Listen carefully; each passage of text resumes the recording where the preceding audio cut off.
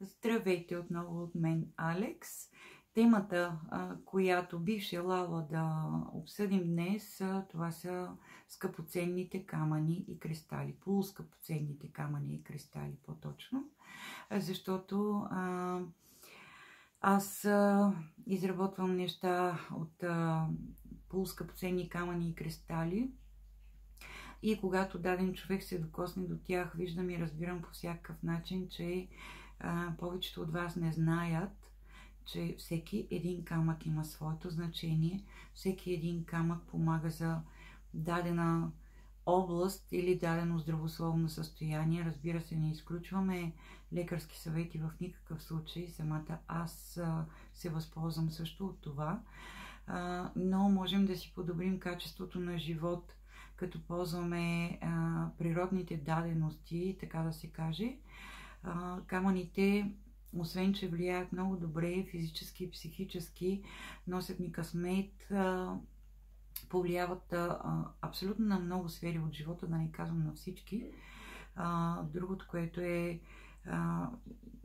стигнах до извода, че много от хората също не знаят, че камъните, освен че можем да ги носим под формата на бижу, да им се радваме като сувенирчета, ключодържатели във всякаква форма, каквато на нас ни харесва и би било добре за нас, удобно и практично.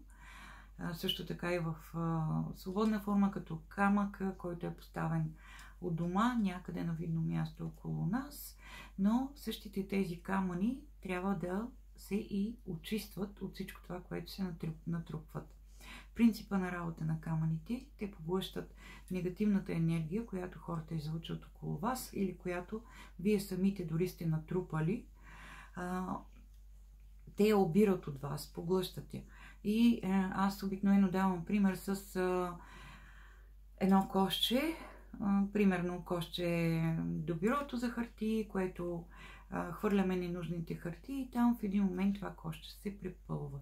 Съответно трябва да освободим кошчето, за да можем отново да го ползваме. По същия начин и с камъните. Трябва да ги очистим на определен период от време, от всичко това, което са натрупали, за да можем наново да ги ползваме с пълна сила, т.е. да работят с пълна сила за нас.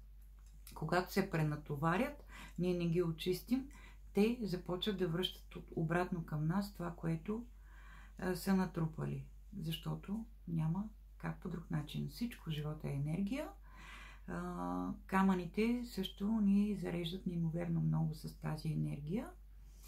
Ако ви е интересна темата, в следващия видео бих могла да дам повече информация.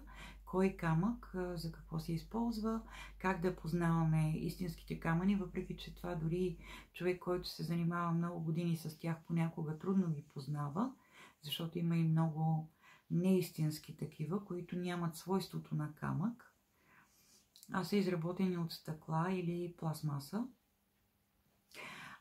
Мога да дам, разбира се, и повече информация за свойствата на самите камъни, кой в каква сфера би могъл да е най-полезен и как да изперим нашия камък.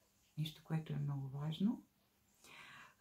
Също така как да очистваме камъните, колко често се налага и безброй въпроси, задавани, изникващи в съзнанието ни във връзка с тази тема. Затова гледайте и следващото ми видео. Ще се радвам да бъдем отново заедно. Всичко добро! Останете си със здраве!